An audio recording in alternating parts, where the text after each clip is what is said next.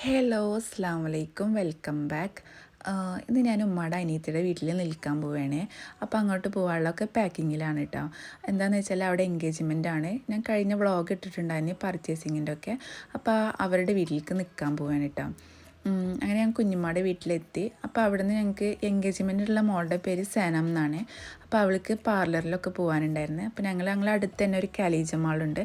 അവിടുത്തെ ഒരു പാർലറുണ്ട്. അവിടേക്ക് വന്നിരിക്കുകയാണ് കേട്ടോ. അവൾക്ക് ഹെയർ സ്മൂത്ത് ചെയ്യാനോ അങ്ങനെയൊക്കെ കുറേ കാര്യങ്ങളുണ്ടായിരുന്നേ. അങ്ങനെ ഞങ്ങൾ അവിടെ എത്തി. അപ്പോൾ അവൾക്ക് അവിടെ ഒരു ഏകദേശം ഒരു 2.5 മണിക്കൂർ സ്പെൻഡ് ചെയ്യേണ്ടി വരും എന്ന് പറഞ്ഞ്.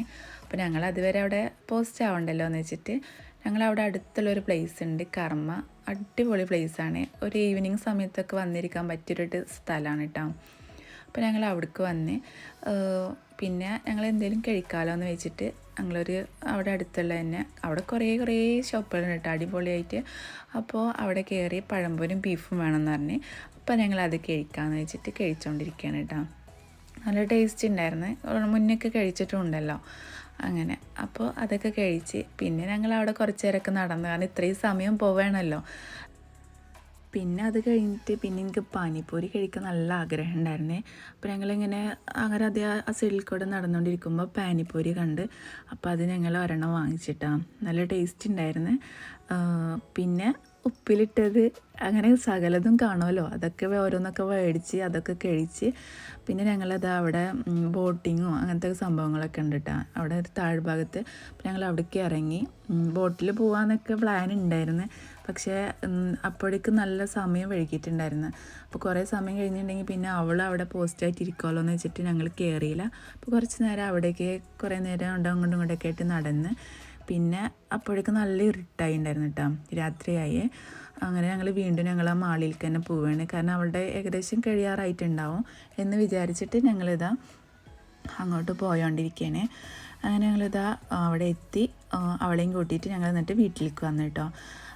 പിന്നെ വീട്ടിലാണെങ്കിൽ പണികളൊക്കെ നടക്കുന്നുണ്ട്. പിന്നെ വീട്ടിൻ്റെ അകത്തും കർട്ടനും അങ്ങനത്തെ എല്ലാ വർക്കും കാര്യങ്ങളൊക്കെ ഉണ്ട്. അപ്പോൾ അതൊക്കെ ഒന്ന് സെറ്റ് ചെയ്യാമല്ലോ എന്ന് വെച്ചിട്ട് ഞങ്ങൾ ഓരോന്നിങ്ങനെ സെറ്റ് ചെയ്തുകൊണ്ടിരിക്കുന്നുണ്ട് കേട്ടോ വീടിൻ്റെ ഉള്ളിൽ.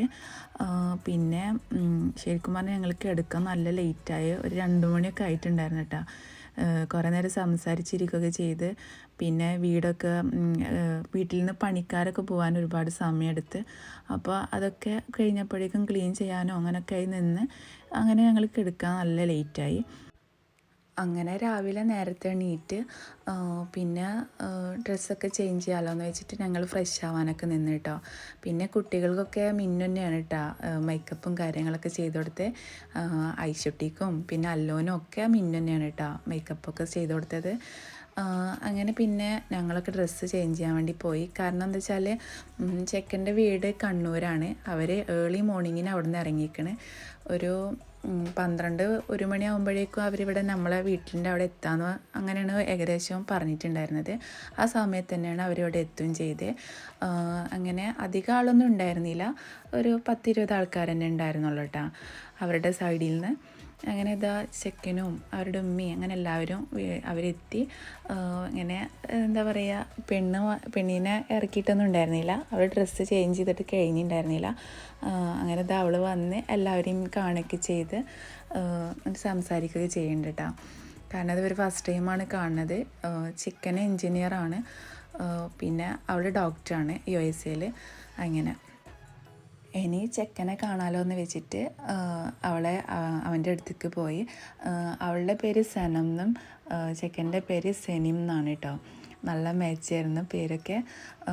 അങ്ങനെ പിന്നെ ഇനി മിഠായി കൊടുക്കലും അങ്ങനെയൊക്കെയുള്ള ഒരു പ്രോഗ്രാമൊക്കെ ആയിരുന്നേ. അപ്പോൾ ഇനി നമുക്ക് ആ വീഡിയോസൊക്കെ ഒന്ന് കാണാം.